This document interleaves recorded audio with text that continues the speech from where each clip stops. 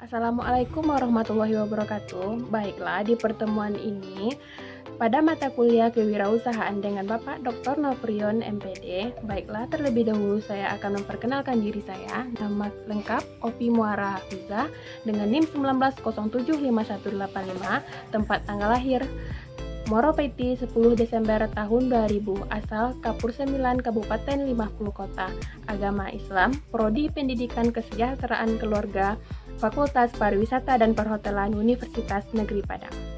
Di pertemuan kali ini, kita diminta untuk mereview sebuah buku yang berjudul Pengantar Kewirausahaan.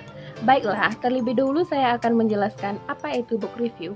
Book review merupakan tanggapan tafsiran penilaian terhadap mutu atau kualitas atau isi dari sebuah buku dengan menekankan pada penilaian secara ilmiah dan argumentasinya. Dalam mereview sebuah buku, tentunya kita harus mengetahui terlebih dahulu identitas dari buku tersebut.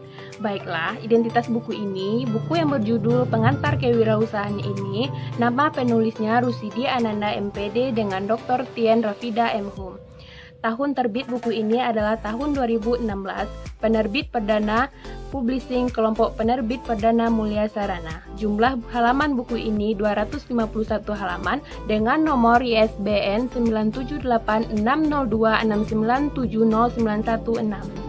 Pengantar Kewirausahaan. Buku yang berjudul Pengantar Kewirausahaan ini memberikan manfaat yang begitu banyak bagi para pembaca, khususnya bagi seorang wirausaha dan orang yang sedang merintis usaha. Halaman yang paling saya sukai dari buku ini adalah halaman 144, di mana di situ dijelaskan peluang dalam mendirikan sebuah usaha. Dari buku ini, kita dapat mengambil pelajaran bahwa untuk membangun suatu usaha dibutuhkan kemampuan dalam mencermati peluang yang ada. Dengan demikian, buku ini sangat cocok dimiliki oleh seorang wirausaha atau seseorang yang ingin merintis suatu usaha. Dilihat dari segi penulisan buku ini, gaya atau teknis penulisan dari buku ini cukup mudah dipahami. Buku ini memakai bahasa atau kosakata yang mudah dimengerti dengan istilah-istilah yang biasanya dipakai di dunia usaha. Dengan begitu, buku ini sangat layak dimiliki karena gaya penulisan yang membuat pembaca tertarik untuk mendalami buku ini. Jadi, tidak heran jika peminat buku ini tertarik karena penulisannya yang mudah dimengerti. Alur pembacaan dari buku ini pas di mana pada bab pertama di bagian pendahuluan dijelaskan terlebih dahulu apa itu wirausaha dan kewirausahaan, pendekatan dan teori kewirausahaan, dan semua hal yang mengenal terlebih dahulu apa itu kewirausahaan supaya mudah dalam proses mempelajari wirausaha lebih lanjut. Untuk itu, buku ini diberi judul Pengantar Kewirausahaan. Pada saat mereview sebuah buku, tentunya buku tersebut memiliki kelebihan dan juga kekurangan, di mana kelebihan dari buku yang berjudul Pengantar Kewirausahaan ini dapat dijadikan sebagai pedoman untuk mengantar kewirausahaan. Buku ini sudah bisa dibilang mampu menjelaskan secara keseluruhan dari apa-apa pengetahuan yang dibutuhkan oleh seorang wirausaha, di mana di sini dijelaskan secara lengkap teori sehingga seorang wirausaha tinggal mempraktekkan apa yang dijelaskan dalam buku ini supaya orang tersebut menjadi seorang wirausaha yang sukses untuk kedepannya. Baiklah, mungkin di samping kelebihan tersebut, pasti ada kekurangan yang dimiliki dari setiap buku, di mana buku yang berjudul Pengantar Kewirausahaan ini memiliki kekurangan seperti masih adanya materi yang dibutuhkan oleh seorang wirausaha yang ada pada buku ini, namun pada penjelasan dan materi tersebut tidak dijelaskan secara detail apa maksud dari kosakata tersebut, karena kadang orang bisa membaca namun sulit untuk memahami maksud dan tujuan dari tulisan tersebut. Dengan melakukan kegiatan mereview, tentunya kita akan dapat menarik kesimpulan dari sebuah buku yang kita baca secara keseluruhan, namun dapat kita ringkas dan kita tarik kesimpulan seperti buku Pengantar Kewirausahaan ini dapat kita simpulkan. Dari bacaan ini, kita dapat mengetahui bahwa wirausaha adalah kemampuan untuk menciptakan, mencari, dan memanfaatkan peluang dalam menuju apa yang diinginkan sesuai dengan yang diidealkan. Perusahaan memiliki pendekatan dan juga teori, di mana pendekatan di sini ada yang disebut dengan pendekatan makro, yang kedua pendekatan mikro. Di teori kewirausahaan ada beberapa teori. Yang pertama teori ekonomi. Teori ini menyatakan bahwa entrepreneur akan muncul dan berkembang kalau ada peluang ekonomi. Yang kedua itu adalah teori sosial. Teori sosial menyatakan bahwa warisan sosial merupakan salah satu penentu utama dan kewirausahaan, maka dalam mengembangkan usaha suatu masyarakat tentu harus dikembangkan dan kesetimpangan sosial mempengaruhi serta harus melakukan rekayasa-rekayasa sosial untuk meluruskannya. Yang ketiga itu teori psikologi.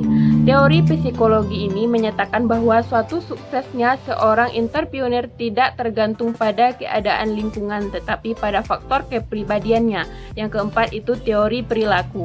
Teori ini menyatakan bahwa perilaku seorang entrepreneur adalah hasil dari sebuah kerja yang berlandaskan pada konsep dan teori, bukan karena sifat kepribadian seorang atau berdasarkan intuisi.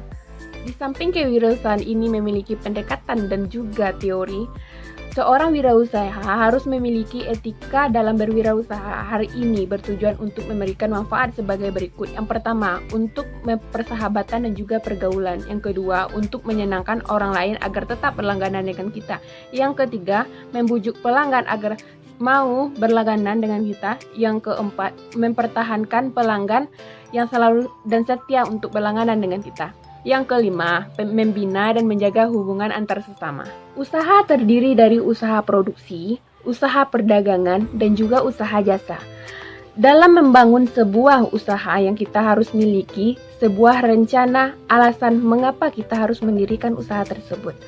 Rencana usaha ini memiliki tujuan dan manfaat, salah satunya adalah untuk menyatakan bahwa kita sebagai pemilik dan pemegang inisiatif dalam usaha baru, kita yakin akan keberhasilan usaha tersebut.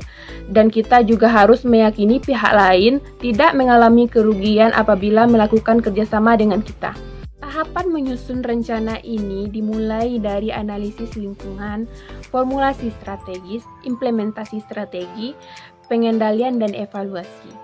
Faktor-faktor pendorong untuk mendirikan usaha ini terdiri dari 1. Berani memulai tentunya. Yang kedua, berani menanggung resiko. Yang ketiga, penuh perhitungan. Yang keempat, memiliki rencana yang jelas. Yang kelima, tidak cepat puas dan putus asa. Yang keenam, optimis dan penuh keyakinan. Ketujuh, memiliki tanggung jawab yang penuh. Yang kedelapan, memiliki etika dan moral. Sebelum kita membangun sebuah usaha, tentunya kita perlu melihat peluang yang ada.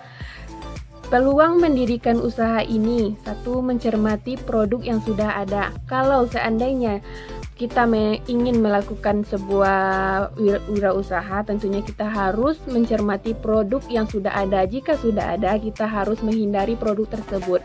Yang kedua, melihat pameran dagang. Yang ketiga, mencari informasi di lembaga pemerintah. Yang keempat, mencari informasi di lembaga pendidikan. Yang kelima, mencari informasi di media informasi. Ketika seseorang sudah memiliki niat untuk membangun sebuah usaha, maka orang tersebut berani untuk mengambil risiko yang akan muncul dari tindakan yang mereka ambil tersebut.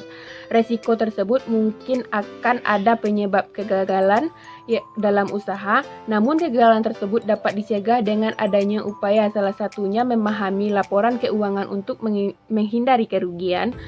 Selain itu, juga perspektif Islam terhadap kewirausahaan, di mana di situ dijelaskan etika bisnis dalam Islam itu seperti apa. Baiklah, mungkin hanya sekian review buku yang berjudul Pengantar Kewirausahaan dari saya. Semoga video ini dapat memenuhi tugas mata kuliah kewirausahaan dengan Bapak Dr. Nofrion MPD pada pertemuan 12. Baiklah, saya Ofi Muarafiza pamit undur diri. Assalamualaikum warahmatullahi wabarakatuh.